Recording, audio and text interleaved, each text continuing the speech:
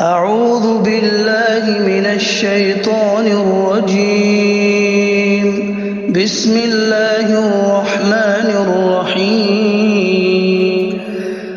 يا أيها المزمل قم الليل إلا قليلا نصفه أو انقص منه قليلا أو زد عليه ورتل القرآن ترتيلا إنا سنلقي عليك قولا ثقيلا إن ناشئة الليل هي أشد وطئا وأقوم قيلا إن لك في النهار سبحا طويلا واذكر اسم ربك وتبتل إليه تبتيلا رب المشرق والمغرب لا إله إلا هو فاتخذه وكيلا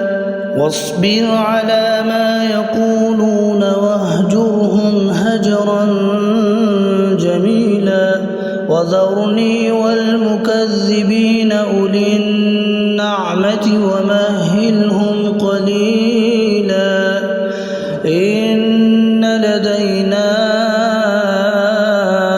أنكالا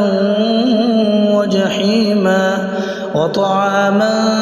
ذا غصة وعذابا أليما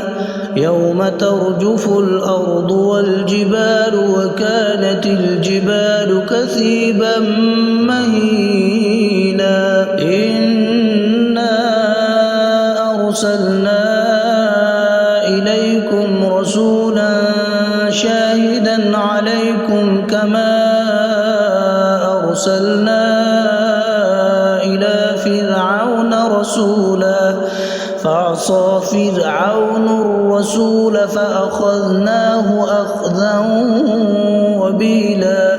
فكيف تتقون إن كفرتم يوما يجعل الولدان شيبا السماء منفطر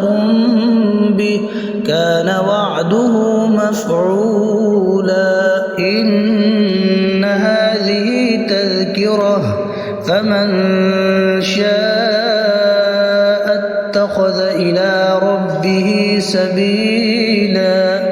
إن ربك يعلم أنك تقوم أدنى من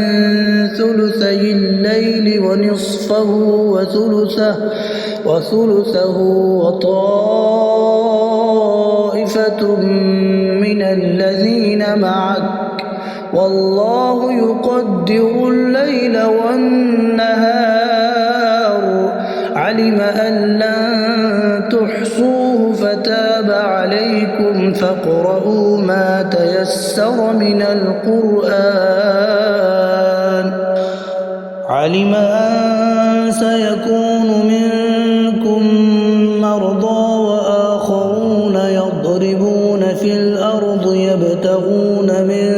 فضل الله وآخرون يقاتلون في سبيل الله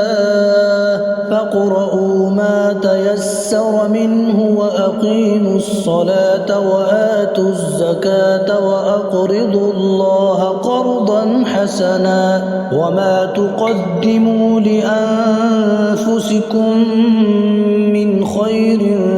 تجدوه عند الله هو خيرا وأعظم أجرا واستغفروا الله